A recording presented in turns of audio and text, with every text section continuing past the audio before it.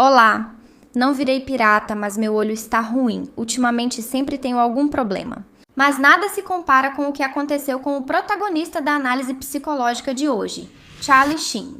Um dos atores não só mais famosos, mas também mais bem pagos da televisão. Chegou a ganhar até 2 milhões por episódio na série 2 Homens e Meio. E aliás, eu adorava ele. Depois de ver o documentário recente sobre a vida dele, fiquei muito impactada com tudo o que esse homem fez para destruir tudo, inclusive a própria vida. A vida de Charlie é cíclica, sabe? Ele costuma aprontar feio, chegar ao fundo do poço e depois dar a volta por cima. Ele alcançou rapidamente o que muitos querem. Uma carreira de sucesso, fama, riqueza, família, uma mulher maravilhosa, 2 filhas lindas. E ele não parou até sabotar absolutamente tudo. Acabou sendo demitido, divorciado 2 vezes com ordem de afastamento dos 4 filhos. Escândalos de violência doméstica, repudiado publicamente, infectado com HIV estou. Aqui para admitir que de fato sou soropositivo. Com um histórico enorme de uso de serviços de prostituição, internado por dependência de várias substâncias e com quantidades que surpreendem por ele ainda estar vivo. Enfim, um desastre. Hoje vamos analisar o que se passava na cabeça de Charlie Sheen. Mesmo que sua história seja diferente, há muito a aprender. Fique até o final.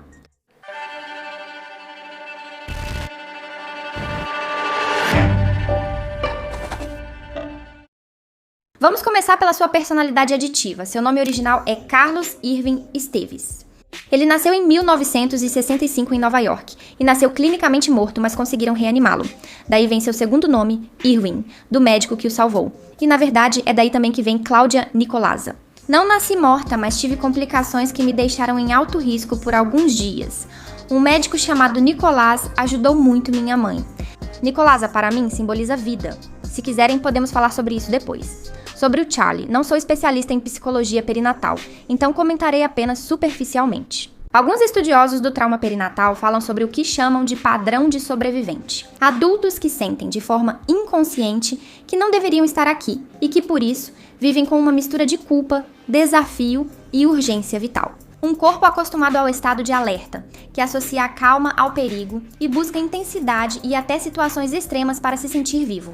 Na vida adulta, essa marca pode se traduzir em uma busca constante por estimulação, risco e euforia, como se repetisse, repetidamente, a experiência original de reviver. Como disse, não sou especialista nessa área, mas isso combina totalmente com a história dela. E também reflete o temperamento dela, a personalidade que mostrava desde pequena. Sobre isso posso falar com mais segurança e autoridade. Vamos discutir como o temperamento de Charlie já o predispunha a esse comportamento de consumo, abuso e dependência. O temperamento é aquela parte da personalidade que vem mais ou menos inata, que mostramos quando somos bem pequenos, antes que a vida e as experiências possam nos moldar. É essa massa com a qual já nascemos e que depois vamos moldando. Utilizando o modelo Big Five, a personalidade de Charlie é descrita por 5 dimensões: extroversão e abertura à experiência altas, responsabilidade e amabilidade baixas, além de autoneuroticismo. Vou te explicar como esses traços podem aumentar a probabilidade de desenvolver dependências. Se você não conhece o modelo Big Five ou seus traços, neste 4º curso da Mind Hunt Academy darei uma aula aprofundada sobre o tema. Vamos analisar cada fator, começando pela alta extroversão. Implica uma maior busca por estímulos sociais, energia social inesgotável, bom humor, carisma, sedução e também uma tendência ao hedonismo e a estar presente em contextos onde há consumo. Algo que sabemos que influencia enormemente se alguém acaba ou não consumindo e desenvolvendo um vício. Eu, como uma pessoa introvertida que sou, que não gosto de festas, nem de eventos sociais, nem de barulho, embora a introversão tenha outros defeitos, nesse caso ela geralmente funciona como um fator de proteção contra o consumo em contextos sociais.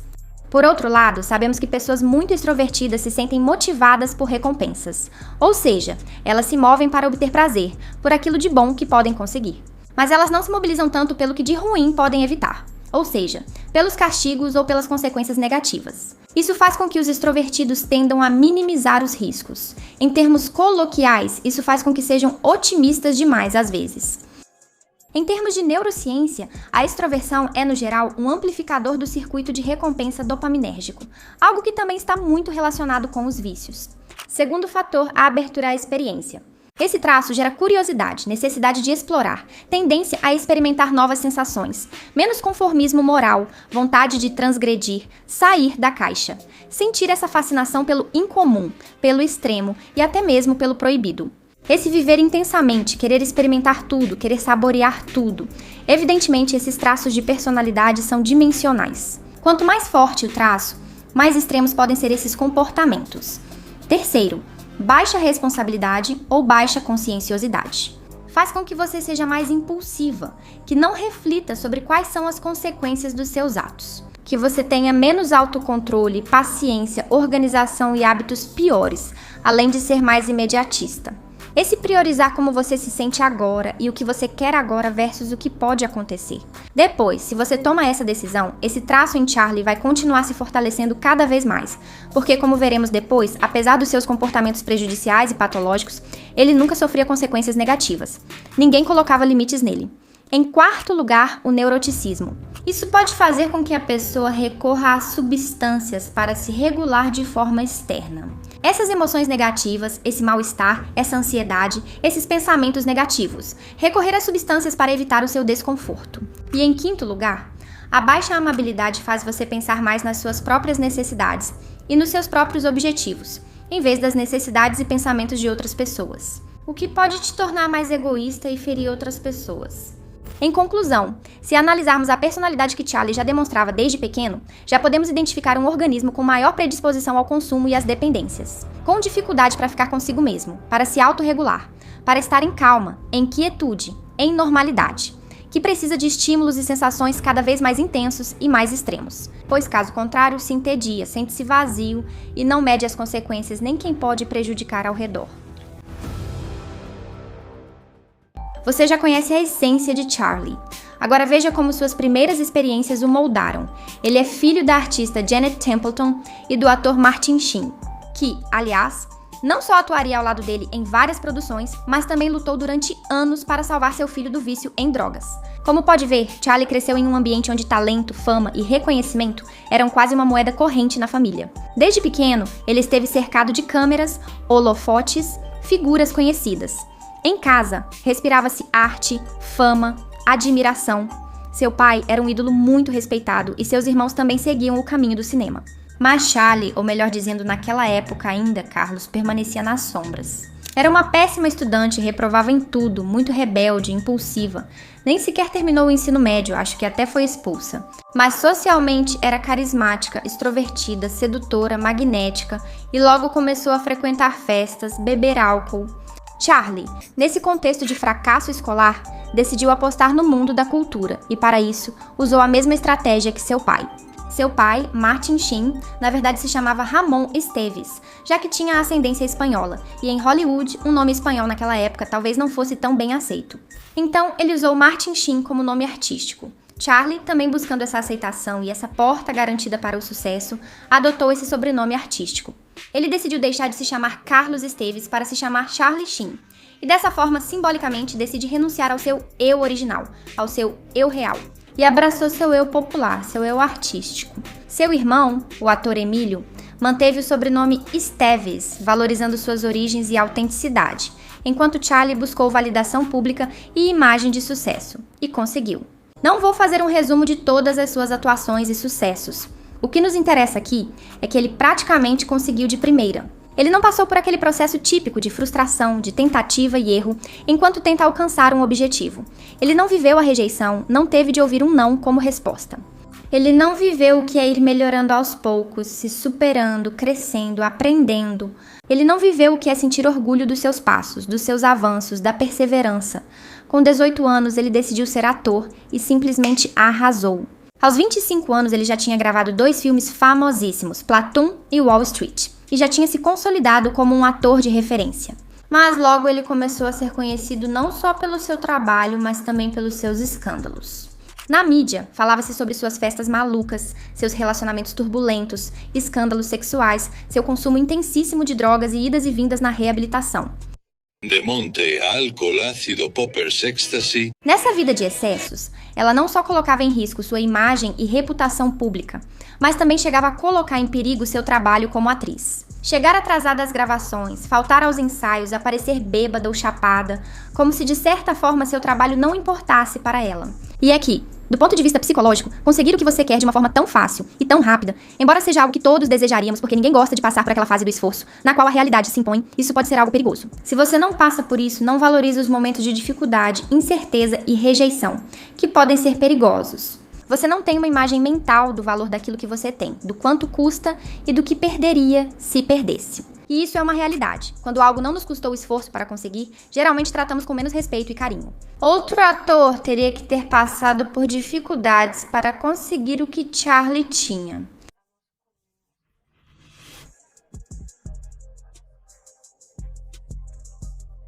Certamente ele se controlaria mais por medo de perder o que conquistou. Isso fez você pensar que podia fazer o que quisesse? Talvez de forma inconsciente. Mas Charlie não. Charlie desenvolveu a sensação de que aquilo estava ali. Isso era algo intrínseco ou inerente a ele, que não dependia do que ele fizesse propriamente dito. Ele não temia perder isso porque nunca havia conquistado. Há uma explicação mais profunda e interessante para esse comportamento autodestrutivo. Alguns próximos a Charlie dizem que quanto mais sucesso e felicidade ele alcançava, mais parecia se sabotar, como se tivesse um impulso de perder o controle, por destruir o que acabava de construir, como se não se sentisse merecedor do que tinha, escondendo muitas inseguranças dentro de si. Por exemplo, seus comportamentos autodestrutivos aumentaram logo após se casar com uma mulher incrível, ter 2 filhas e estrelar uma série de sucesso. No auge da vida, vemos a pessoa revelar seu pior lado. Esse é um padrão clássico de autossabotagem, quando inconscientemente destrói o que mais deseja. Não por falta de capacidade, mas porque o sucesso entra em conflito com a autoimagem interna. Isso gera uma dissonância entre o eu real e o eu ideal. Se internamente eu me percebo como indigno, defeituoso, sem valor ou ruim, quando a realidade externa me oferece sucesso, admiração, amor, isso gera um conflito insuportável. A mente, então, pode tentar recuperar essa coerência, mesmo que seja se autodestruindo. Isso é comum em pessoas com traços narcisistas e traços borderline, que geralmente têm uma vergonha inconsciente profunda. A sensação de que, no fundo, a pessoa está quebrada ou não merece ser amada se mostrar quem realmente é. Quando o ambiente oferece reconhecimento, carinho, estabilidade, surge aquela voz interna: isso não vai durar. Se soubessem realmente como eu sou de verdade, iriam embora. Antes que eles vão embora ou me rejeitem, eu mesma destruo tudo. Mas além disso, esse auto-boicote também proporciona uma sensação de controle. Se eu destruo primeiro, eu decido como e quando termina. Não sou pega de surpresa. Não me abandonam, eu me antecipo. Se eu vou perder, prefiro que seja pelas minhas próprias mãos. Veja que já falamos de baixa autoestima, medo de rejeição e insuficiência. Charlie admite que, desde pequeno, se comparava muito com seu grande pai, com seus irmãos, e que seu objetivo, na verdade, era se tornar mais famoso que seu pai. Mas é claro, enquanto o pai dele conquistou e trabalhou duro por esse lugar em Hollywood, ele, filho de seu pai, nascido entre câmeras e holofotes, carrega o sobrenome, sai para o mundo e conquista tudo. Talvez, dentro da sua mente, Charlie nunca tenha estado à altura do seu pai, a quem tanto admirava e cujo sobrenome artístico e identidade havia adotado. Mas é que, além disso, não existe um eu além daquele que está entre holofotes e câmeras, porque muito cedo eu abri mão dessa identidade real, desse Carlos Esteves, para ser Charlie Sheen. E no fundo, sinto que não mereço estar ali, não mereço ser Charlie Sheen. Portanto, se já não sou Carlos Esteves, mas também não mereço ser Charlie Sheen, eu não sou ninguém. Na verdade, eu não tenho nada. Não existe um eu pessoal além do personagem. Como vou deixar de agir como agia o personagem se não existe outra alternativa? Vemos então esse conflito de identidade entre o eu real e o eu do ator. Famoso, admirado, engrandecido. No documentário, Charlie frequentemente fala de si na terceira pessoa, pois se refere ao personagem, não a si mesmo. Bem, o fato é que o temperamento com predisposição ao consumo de Charlie, alguns traços limítrofes e narcisistas que podemos detectar. Essa sensação crônica de vazio, esse conflito com a identidade, essa comparação constante, essa necessidade de admiração para se sentir valioso. Tudo isso já nos serve de cenário para que o desastre possa acontecer. E de fato, tudo o que acabei de mencionar é um histórico bastante comum nesses perfis. Famosos que alcançam a fama muito cedo não sabem lidar com isso, e logo apresentam comportamentos patológicos de excessos e de consumo. Mas nesse caso, não falamos de uma famosa que perde o controle, e sim de alguém com consumo considerável, mortal, que teve relações com centenas de pessoas, que atingiu um nível de autodegradação pública que eu não sei se já foi visto em outras celebridades. Qual é então o fator decisivo para o declínio de Charlie Sheen? A falta de consequências. Acabei perdendo o respeito pela ideia de que as coisas realmente têm consequências. Já no primeiro filme em que atuou, com 18 anos ele acabou dormindo no dia em que tinha que gravar. E não só não o repreenderam, como apesar de aparecer apenas alguns minutos em todo o filme, ele foi aclamado por isso. Em todos os seus trabalhos como atriz, ela era instável, chegava atrasada, ou não aparecia, ou vinha embriagada. Tinha conflitos com os colegas, com os chefes, sempre cercada de muitos escândalos. Mas apesar das manchetes, sua carreira nunca parou. Na verdade, sua fama de garota má virou sua marca pessoal. Hollywood a perdoava uma e outra vez porque os estúdios sabiam que sua presença garantia público e dinheiro. E ela também sabia disso. Por isso, ela se sentia poderosa, especial, com direito a um tratamento privilegiado. As regras do comum dos mortais não se aplicavam a ela. Até a polícia perdoava atos que poderiam tê-la levado para a cadeia. Ela chegou a pilotar aviões comerciais com passageiros. Mas eu já estava meio alterado, né? Tomei, 4, 5 ou 6 doses e comecei a pilotar o avião. Alterado. Doses, pilotar avião. Eu, alterada. Batia carros, destruía hotéis, carregava substâncias ilegais, armas, contratava prostitutas, denúncias por violência doméstica que desapareciam. Enfim, ela teve imunidade diante de uma grande quantidade de crimes. Longe de ser rejeitada ou punida social e profissionalmente, nos momentos mais escandalosos recebia $2 milhões por episódio em 2.5 Men. Não foi gradual. Ele conquistou o público imediatamente. A verdade é que a gente arrebentou desde o começo. E isso é algo extremamente perigoso. Que uma pessoa colocada sob os holofotes não só não recebe punições, mas ainda ganha mais fama e admiração por seu comportamento patológico, o aprendizado que isso oferece é reforçador. Você é invencível, você é onipotente, pode fazer e dizer o que quiser. Esse caminho é o certo. É o seu caminho para o sucesso, você sempre age corretamente, você está certa, não escute ninguém. Ou seja, é uma fábrica de egos narcisistas, principalmente em alguém que não é apenas viciado em substâncias, mas também em validação social. No entanto, com o passar dos anos e com esses comportamentos, Charlie foi perdendo aos poucos seu carisma, seu magnetismo. Os vícios iam tomando conta dele cada vez mais. E nesse ponto já era difícil distinguir o que era próprio da sua personalidade, o que era da dependência ou o que era consequência orgânica desse estilo de vida. A empatia desaparece, as funções cognitivas se deterioram, a autoconsciência se perde, e frustração, desconforto e raiva dominam.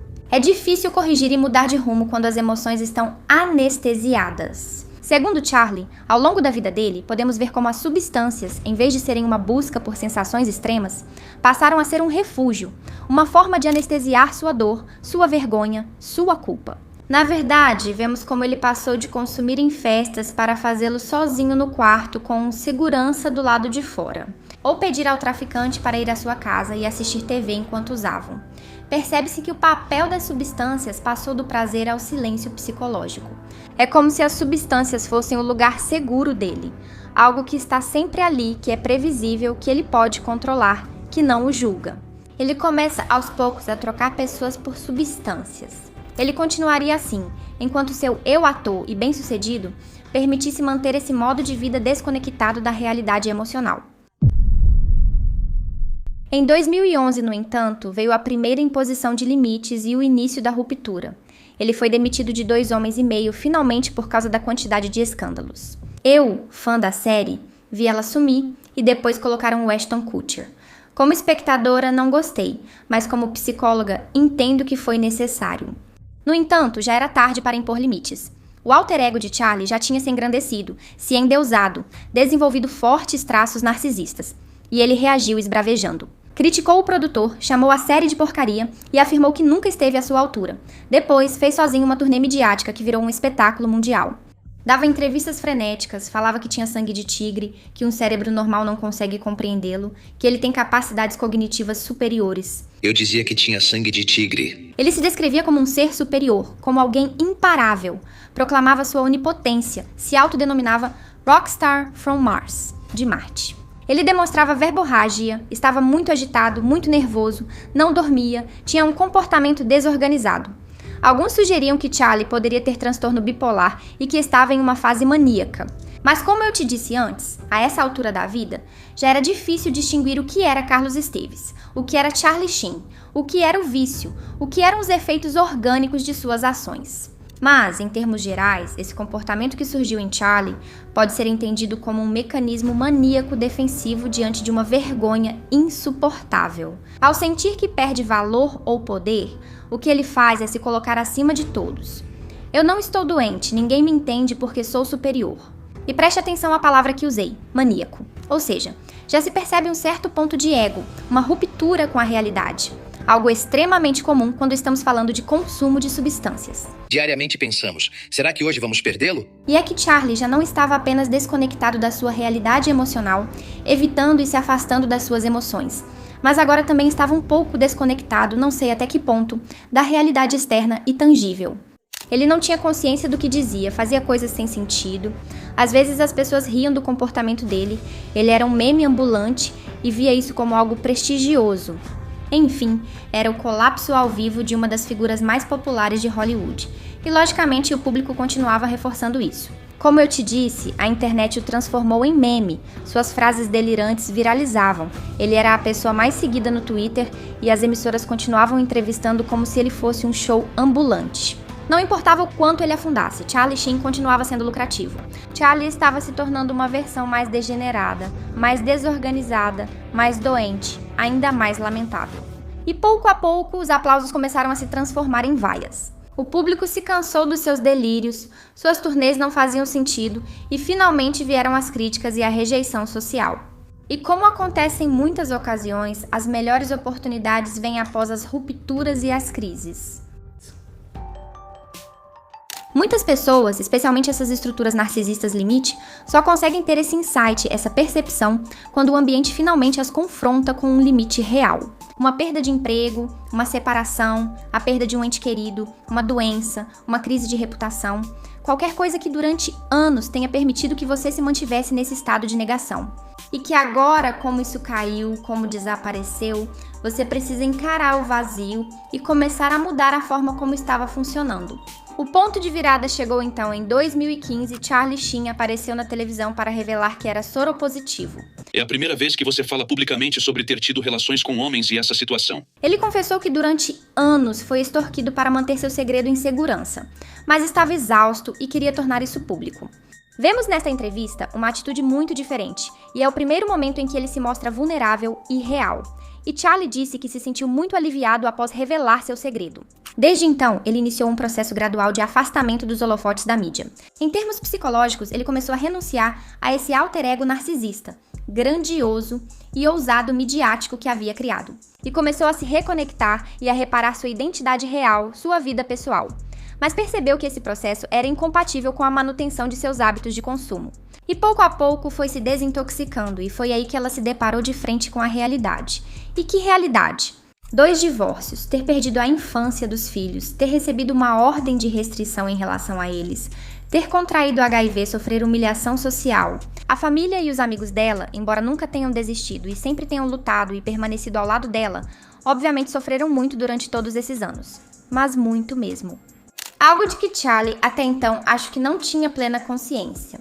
A quantidade e variedade de substâncias e doses que ela usava diariamente a impedia de perceber a realidade como ela é, de se conectar com as próprias emoções, de perceber o que está acontecendo ao seu redor. De repente, Charlie se dá conta do dano que causou aos seus entes queridos e finalmente sente a culpa. Toda essa culpa, essa vergonha, essa baixa autoestima, esses medos, que durante décadas tinham sido anestesiados com substâncias e com defesas narcisistas, vem à tona de uma vez só. Algo que pode ser tremendamente doloroso, mas que é positivo, porque funciona como um forte castigo interno. Se eu me conecto com a culpa dos meus atos, é mais provável, em termos de aprendizado, que eu não volte a fazer isso. E talvez esse seja o motivo pelo qual Charlie, até hoje, está há 7 anos sóbrio. Vemos que a chave para conseguir se afastar dessas substâncias e desses excessos era primeiro ter renunciado a esse alter ego, engrandecido pela fama e pelo aplauso social. No documentário, notei em Charlie uma dissociação. Ele fala de si mesmo na terceira pessoa, como se esses atos horríveis tivessem sido cometidos por outra pessoa. Mas também vemos um olhar perdido, um rosto confuso, alguém que está começando a entender o que aconteceu. Emoções talvez ainda um pouco apagadas ou desconectadas do relato. Como se algo dentro dele estivesse morto ou apagado. Sinto um pouco essa sensação de acordar de repente e sentir que até agora outra pessoa estava controlando seu corpo, sua mente e suas decisões. E você estava lá, consciente do que acontecia, você via tudo. Mas de longe, como se você não se identificasse com o que fez. Parece que atualmente Charlie Sheen, ou Carlos Esteves, busca se redimir e reparar o dano de tudo o que fez. E parece que ele conseguiu aquilo que estava pendente desde o seu primeiro dia de vida, encontrar uma forma diferente de se sentir vivo, sem precisar desafiar a morte, viver sem precisar morrer antes. Como a maioria das histórias de vida, cheias de dor, de escuridão, de traumas, tudo isso poderia ter sido evitado se ele tivesse feito uma boa terapia a tempo. Naquela época, ir ao psicólogo era estranho. Mesmo com muito dinheiro, não era comum nem conversar sobre isso. Mas hoje em dia, qualquer um entenderia que o que esse homem precisava era de terapia. Se você sente que você ou algum ente querido se beneficiaria de acompanhamento psicológico. Na Estar Contigo Terapia, financiamos seu processo terapêutico sem juros ou pegadinhas, para garantir acesso a uma terapia profunda, de qualidade e comprovada cientificamente. Deixarei nos comentários o link para agendar sua primeira sessão grátis. E qualquer dúvida, você pode deixar também nos comentários ou no site tem um botão do WhatsApp e lá podemos te ajudar com qualquer questão. Espero que tenha gostado da análise, aprendido bastante e até o próximo vídeo. Tchau!